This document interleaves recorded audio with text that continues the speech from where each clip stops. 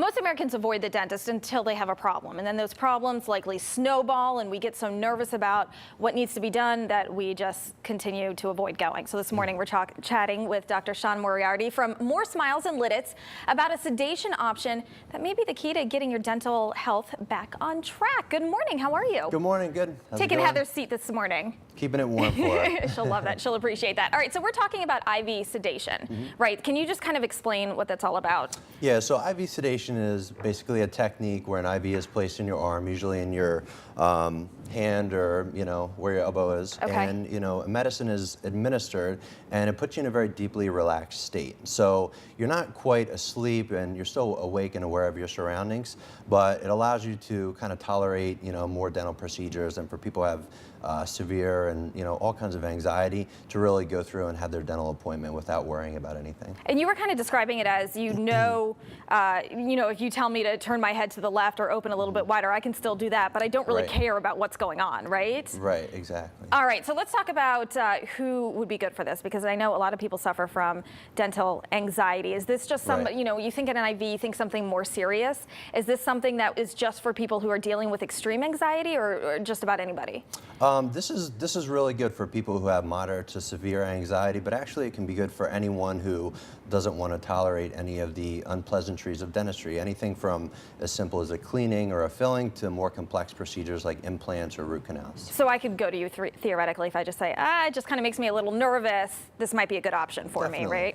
All right, so let's talk about, we were saying before, and you and I were talking on the phone earlier, a lot of people, I'm surprised, just avoid going to the dentist because of anxiety, right? You're saying it seems to be more common than what you would imagine, right? Yeah, a lot more than I'd like to admit. Actually, tooth decay is the second most common disease behind the common cold, and it's no wonder because a lot of people like to or don't like to go to the dentist. Right.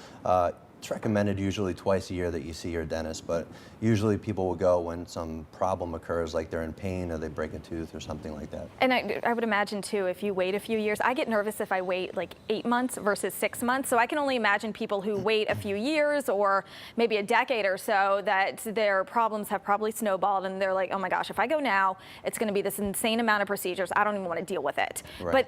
But IV sedation will give them kind of an option to get through it quickly, right?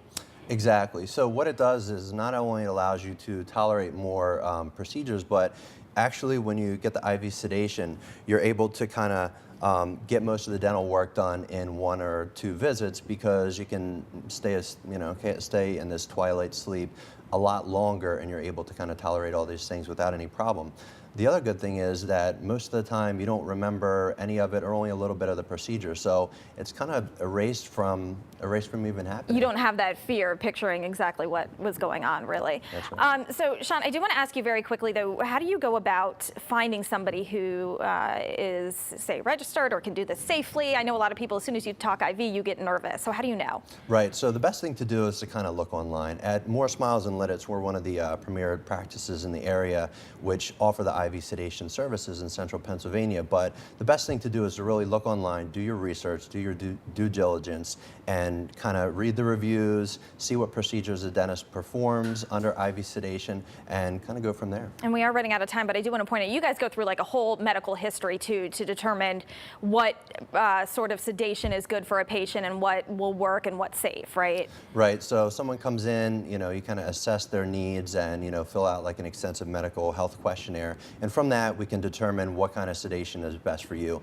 IV sedation is usually great because it's easy to put someone to sleep, it's easier to wake them up, and it's actually even a little bit safer.